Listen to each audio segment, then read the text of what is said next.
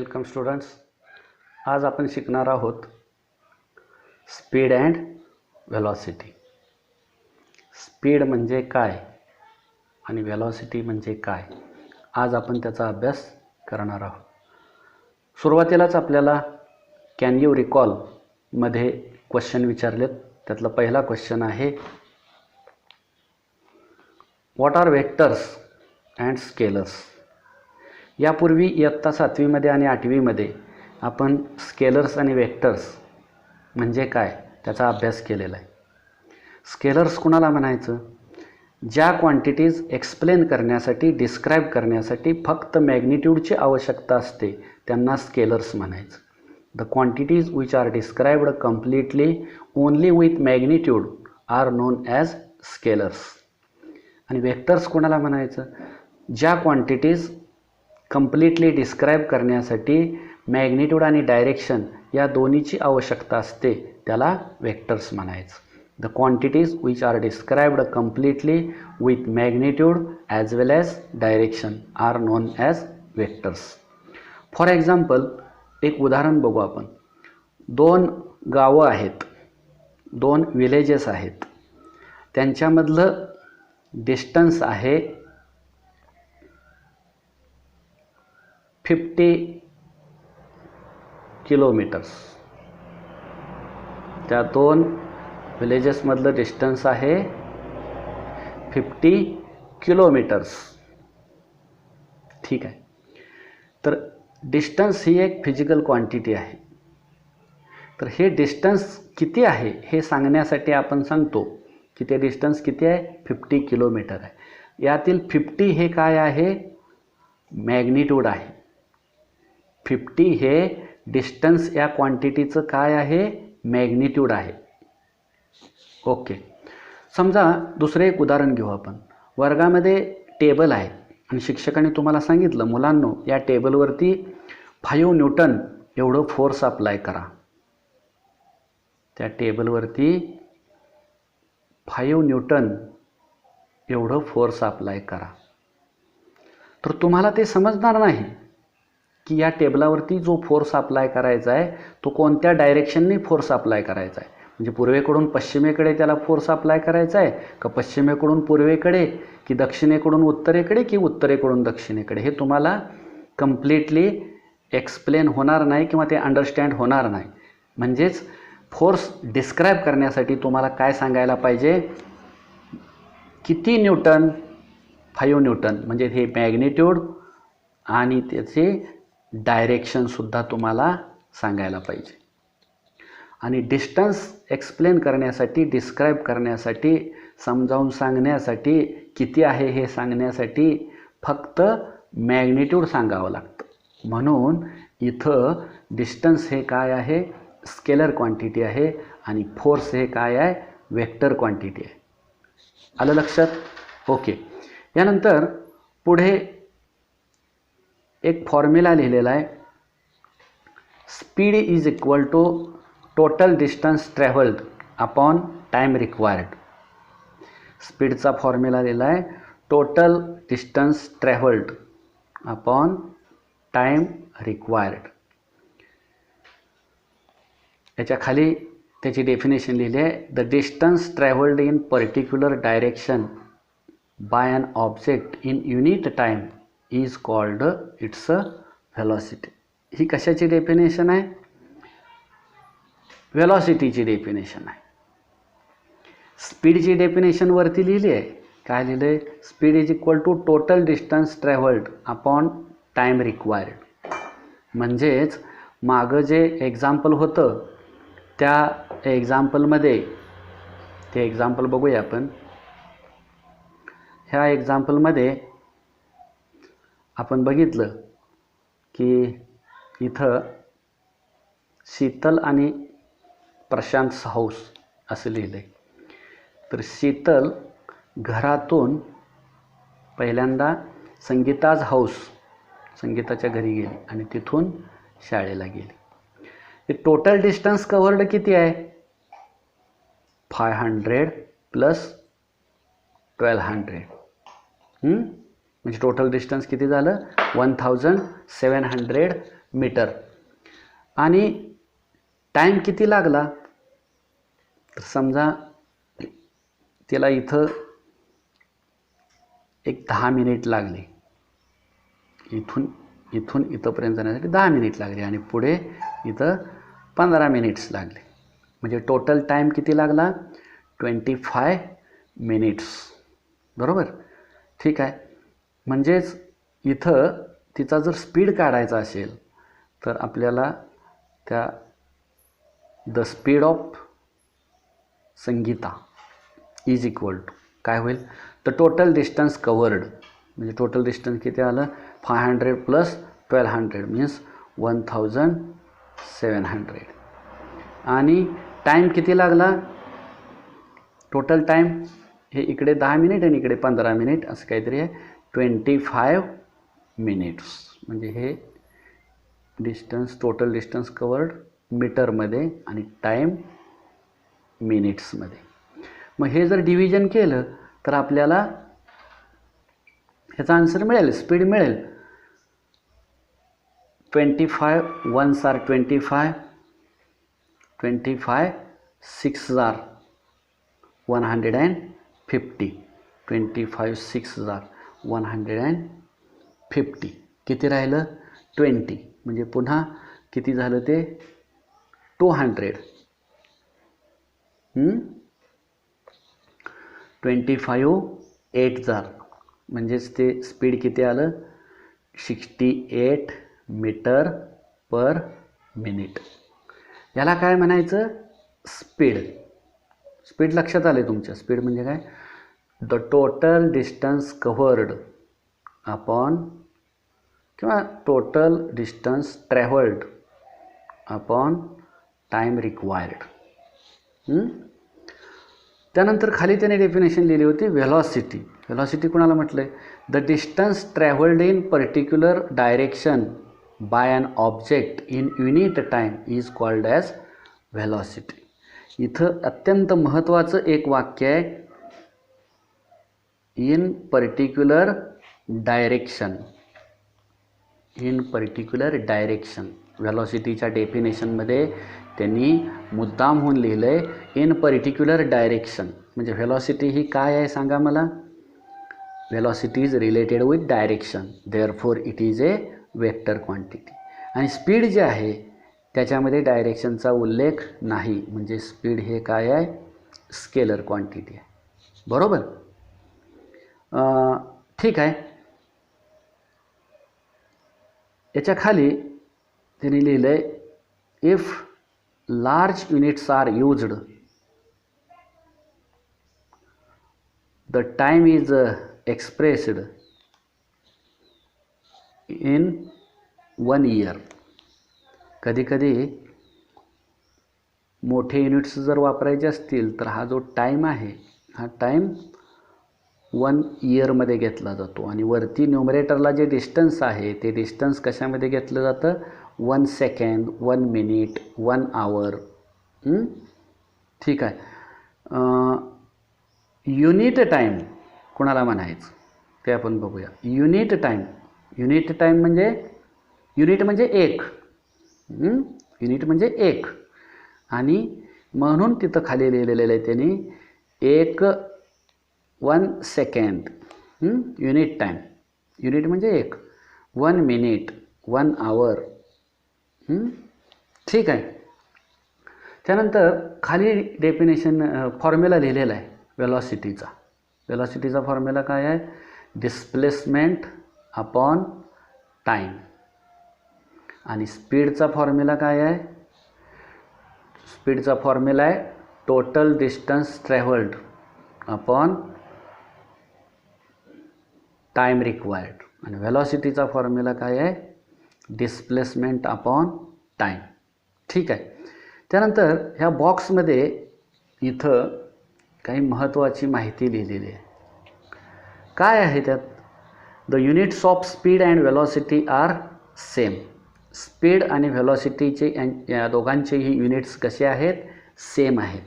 ते का बरं सेम आहेत तर डिस्टन्स जे आहे, आता डिस्टन्स जे आहे पहिल्यांदा आपण SI युनिट्स बघूया. या स्पीडचं SI युनिट बघूया. SI म्हणजे सिस्टीम इंटरनॅशनल. सिस्टीम इंटरनॅशनल म्हणजे समजा तुम्हाला सांगितलं की ही 5 किलो साखर आहे. तर ही जी 5 किलो साखर आहे ही अमेरिकेमध्ये नेली तर त्याचं जे मास आहे त्या साखरेचं ते तेवढंच भरणार आहे. 5 किलोग्रॅम एवढंच भरणार आहे.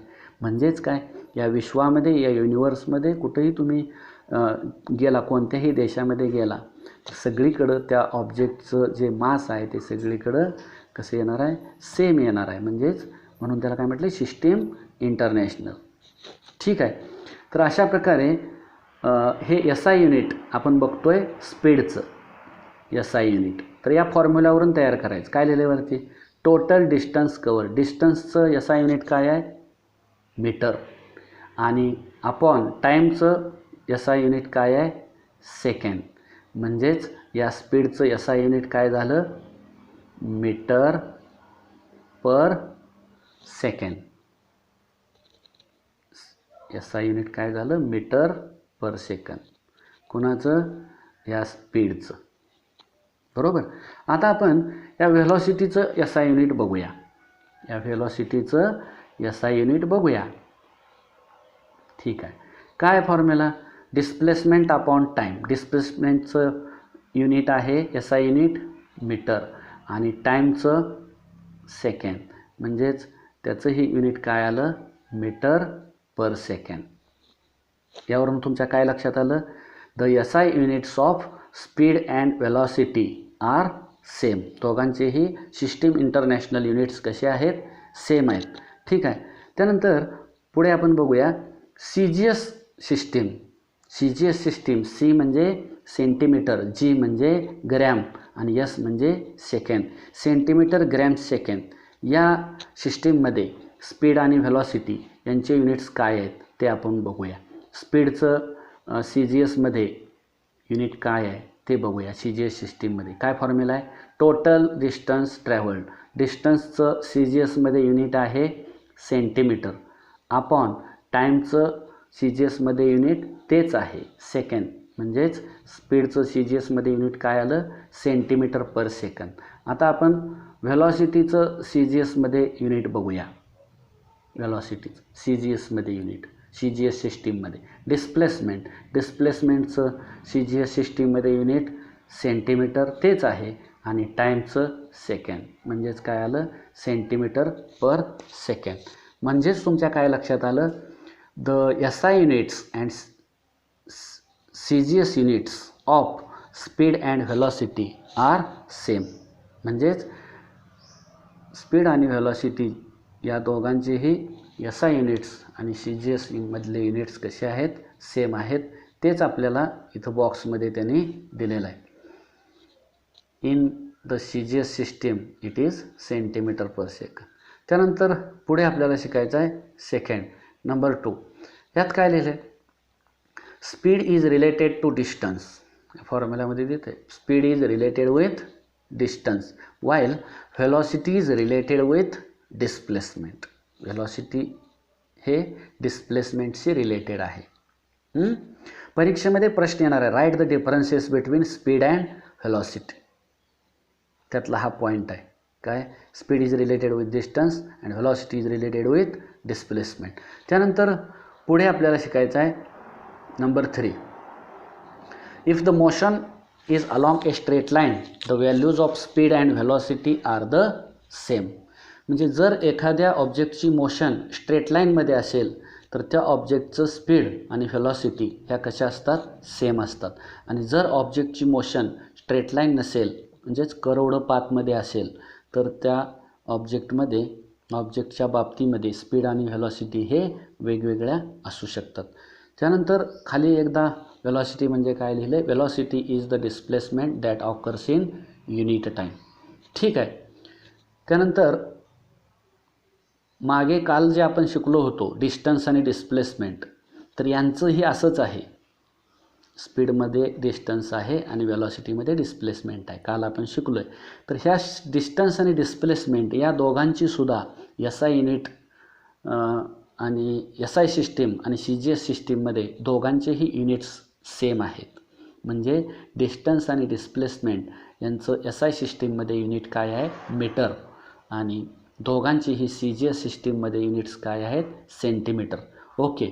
त्यानंतर पुढे एक एक्झाम्पल दिलेलं आहे आपल्याला. या एक्झाम्पलमध्ये त्यांनी काय केलं आहे, तर काल आपण जे मागच्या पिरियडला एक्झाम्पल बघितलं होतं तर त्याच्यावरूनच ॲव्हरेज स्पीड काढलेलं आहे. ॲव्हरेज स्पीड ऑफ शीतल ते काढलेलं आहे. ते कसं काढलेलं आहे ते थोडंसं आपण त्या फिगरमध्ये जाऊन बघूया. Average speed. तर इथं शीतल अँड प्रशांत हाऊस असं लिहिलं आहे. Sheetal and Prashant house. इथं आहे संगीताज हाऊस, इथं आहे स्कूल. तर पहिल्यांदा त्यांनी काय केलं आहे, speed of Sheetal from path A, along path a, म्हणजे अलॉंग पाथ ए स्पीड काढले, स्पीड ऑफ शीतल.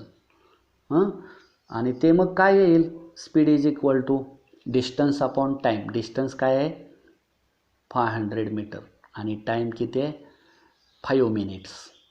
आणि इकडे किती आहे डिस्टन्स 1200 आणि इकडे टाईम किती घेतला आहे त्यांनी 24 मिनिट्स. इथं टाईम किती घेतला आहे 5 मिनिट्स. ठीक आहे, ते तिकडं बघू आपण, त्यावर लक्षात येईल. पहिल्यांदा लिहिलं आहे त्याने, हे आपलं असं आहे. इथं ए आहे, तर राईट अँगल आहे, इथं सी आहे, इथं बी आहे, असं समजू आपण. किंवा त्यानं ABC नावं दिलेली नाहीत. तर हा जो पाथ आहे या पाथला म्हटलं आहे अलॉंग पाथ ए, अलॉंग पाथ बी आणि अलॉंग पाथ सी.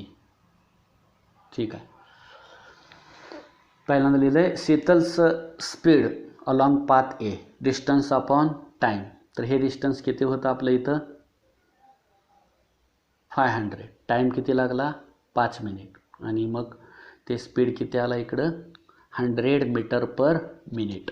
पुढे शीतलचं स्पीड अलॉंग पाथ बी, म्हणजे इथं या पाथला हे डिस्टन्स किती होतं 1200 आणि टाईम किती लागला 24 मिनिट. म्हणजे इथं स्पीड किती आला 5 मीटर पर मिनिट.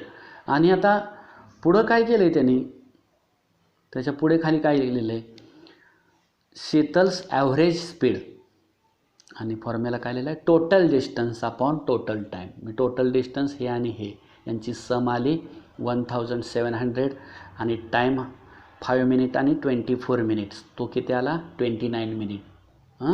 आणि त्याच्यावरनं ते ॲव्हरेज स्पीड किती आला आहे एवढा आला आहे. ठीक आहे.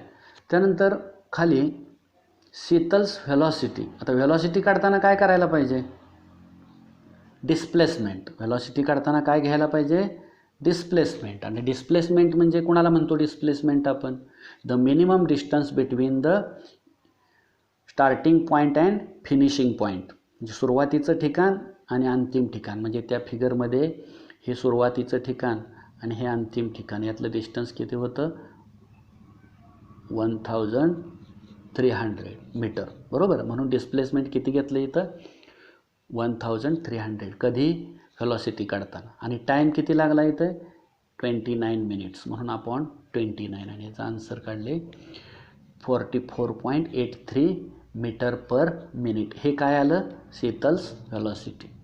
आणि हे काय आलं शीतल्स ॲव्हरेज स्पीड. अशा प्रकारे स्पीड आणि व्हेलॉसिटी यामध्ये काय डिफरन्स आहे हे तुम्हाला समजण्यासाठी ते त्यांनी एक्झाम्पल घेतलेलं आहे. त्यानंतर पुढे एक फिगर आणि त्याच्या शेजारी काही माहिती दिलेली आहे, ते आपण बघूया. या फिगरमध्ये आपल्याला पहिल्यांदा दिसतं एक रोड आहे आणि रोडवरती एक मोटारसायकल जाताना दिसत आहे. थोडंसं लहान केलं आहे मी हे. इथं लिहिलं आहे त्यांनी, Sachin is travelling on motor bike. Explain what will happen in the following events during Sachin's ride. Sachin motor बाईकवरून रोडवरून जात आहे, त्याच्या बाबतीमध्ये काय होईल. Number 1, what will be the effect on the velocity of motorcycle if its speed increases or decreases but its direction remain unchanged. काय कळलं तुम्हाला? तो मोटार बाईकवरून जात असताना त्याचा जो स्पीड आहे तो स्पीड इन्क्रीज होतो किंवा डिक्रीज होतो, परंतु त्याची डायरेक्शन चेंज होत नाही. म्हणजे काय, रस्त्यावरून मोटारसायकलवर जात असताना तो डायरेक्शन अजिबात चेंज करत नाही, सरळ जातो आहे, परंतु त्याचा जो स्पीड आहे तो स्पीड कसा आहे, सेम आहे. बरोबर, म्हणजे तो स्पीड कमी पण करत नाही आणि जास्त पण करत नाही. मग खाली इथं लिहिलं आहे बघा, नंबर 1 काय लिहिलं आहे, changing the speed while keeping the direction same. म्हणजे स्पीड काय झाला आहे, चेंज झाला आहे आणि डायरेक्शन कशी आहे, सेम. मग असं होत असताना व्हेलॉसिटीवर त्याचा काय परिणाम होईल, वरती लिहिलं बघा, effect of speed and direction on velocity. म्हणजे जर स्पीड चेंज केला आणि डायरेक्शन सेम ठेवली तर व्हेलॉसिटीवर काय परिणाम होईल. तर त्याचा आन्सर असा आहे, व्हेलॉसिटी आल्सो चेंजेस. ठीक. नंबर 2 नंबरमध्ये पुन्हा काय सांगितलं आहे, in case of turning road. म्हणजे ह्या दुसऱ्या चित्रामध्ये बघा, in case of turning on the road will the velocity and speed B same. म्हणजे टर्निंग रोडमध्ये जात असताना त्याची व्हेलॉसिटी आणि स्पीड हे दोन्ही सेम राहील का. खाली काय लिहिलं आहे, if Sachin changes its direction on the मोटारसायकलवर त्याची डायरेक्शन चेंज होते, कीपिंग द स्पीड कॉन्स्टंट. म्हणजे रस्त्यावरून असा टर्न मारत असताना त्याच्या मोटार बाईकचा स्पीड कॉन्स्टंट आहे, परंतु त्याची व्हेलॉसिटी सतत प्रत्येक पॉईंटला काय होते, चेंज होते. त्यामुळं त्याचा इफेक्ट काय होईल, इट्स व्हेलॉसिटी चेंजेस. म्हणजे खाली एक सेकंड नंबर आहे बघा इथं, हे या सेकंडशी रिलेटेड आहे. काय लिहिले, changing the direction while keeping the speed same. म्हणजे टर्नला त्याचा स्पीड कसा आहे, सेम आहे, परंतु डायरेक्शन काय होते, चेंज होते. म्हणजे या सिच्युएशनमध्ये सुद्धा काय होईल, इट्स व्हेलॉसिटी आल्सो चेंजेस. त्यानंतर नंबर 3 त्यात बघितलं आपण, यात काय सांगितलं आहे, on A turning Sachin changes the direction as well as speed of the motorcycle. म्हणजे ह्या टर्निंग रोडला तो काय करतो, डायरेक्शन पण चेंज करतो आणि स्पीड पण चेंज करतो. Then what will be the effect on its velocity. त्याच्या व्हेलॉसिटीवर काय होईल, तर इथं विचार 3 नंबर, changing the speed as well as direction. म्हणजे काय, if the speed as well as direction changes then its velocity also changes. म्हणजेच इथं ह्या ज्या तिन्ही केस आहेत, या तिन्ही केसमध्ये काय होईल, त्याची व्हेलॉसिटी चेंज होईल. का, कारण व्हेलॉसिटी ही कशावर डिपेंड असते, स्पीडवर पण डिपेंड असते आणि डायरेक्शनवर पण डिपेंड असते. Velocity depends upon speed as well as direction. Therefore in all these 3 cases is the velocity of Sachin changes. त्यानंतर पुढे आपल्याला बॉक्समध्ये माहिती लिहिलेली आहे, ऑलवेज रिमेंबर, नेहमी लक्षात ठेवा, the first scientist to measure speed as distance upon time was Galileo. म्हणजे स्पीड मेजर करण्यासाठी हा जो फॉर्म्युला आहे, speed is equal to distance upon time, distance upon time, हा फॉर्म्युला याचा वापर करणारा पहिला सायंटिस्ट कोण आहे, गॅलिलिओ. याच्यावर फिल इन द ब्लँक्समध्ये क्वेश्चन येऊ शकतो. त्यानंतर पुढे लिहिलेलं आहे त्याने, the speed of sound in dry air. म्हणजे कोरड्या हवेमध्ये साऊंडचा स्पीड किती आहे 343.2 आणि त्याचं युनिट काय असतं स्पीडचं मीटर पर सेकंद. म्हणजे ड्राय एअरमध्ये साऊंडचा स्पीड इतका आहे 343.2 metre per second. Per second म्हणजे काय एका सेकंदाला. म्हणजे काय कळलं तुम्हाला आपल्या तोंडातून निघालेला साऊंड एका सेकंदामध्ये किती मीटर डिस्टन्स ट्रॅव्हल करतो 343.2 मीटर. कधी ड्राय एअरमध्ये. जर एअरमध्ये ह्युमिडिटी वगैरे असेल किंवा टेम्परेचर कमी जास्त असेल तर त्या साऊंडचा स्पीड कमी जास्त होऊ शकतो. त्यानंतर याच्या पुढे लिहिलं आहे while the speed of light is about 3 × 10⁸ metre per second. हेही लक्षात ठेवा. आन्सर इन 1 सेंटेन्स किंवा फिल इन द ब्लँक्समध्ये हा क्वेश्चन येऊ शकतो.